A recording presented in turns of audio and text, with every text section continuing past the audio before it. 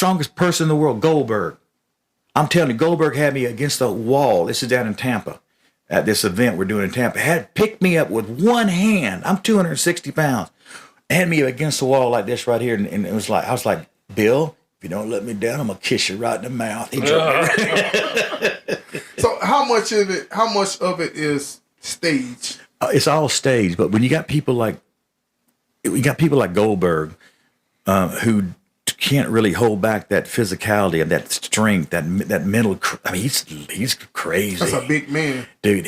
When he speared those guys in the ring, when that was his finishing move, it was like run across and you just spear somebody up, in the turnbuckle. Mm-hmm. That was real. You can't hold that back.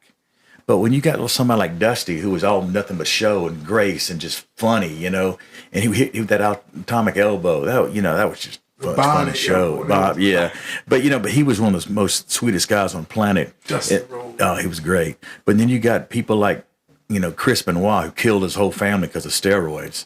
You wrestle him, and he gets you in the corner, and he's supposed to chop you one time, and like that popping noise. Yeah. And he tears the skin off of you. Mm-hmm. That's when you hit him back. Yeah. Those guys like that, they can't stay that big, so they're all roided out. But Hogan was easy. Even the Big Show, 7'1", 450 pounds. I had to slam him a couple times. I used to be 6'4".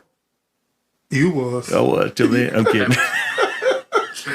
See, that's the mental block, right? Yeah, this is why y'all think, I thought he was 6'4". It's all goes back to that man with the heart. And y'all call me a realist.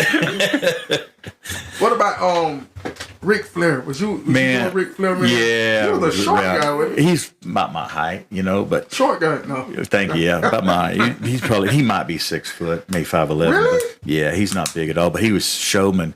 I never saw him train with weights, but I always saw him do 2 hours on the treadmill.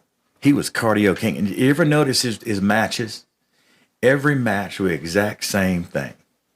Every match, he would get chopped. He would chop. He would go backwards over the turnbuckle. He'd get back in, and he'd walk around a little bit, and then fall on his face.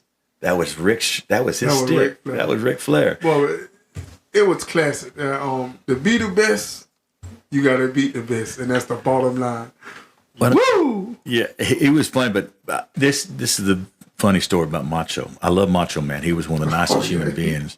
Yeah, really? Yes, he was. Man, he was just such a sweetheart of a guy. So we're sitting there at one of the Nashville wrestling things. I wasn't wrestling that. It was in 1995, and I just bought a brand new Z71 pickup truck. So somebody said, Chad, would you mind taking Randy back over the Renaissance Hotel? I said, sure.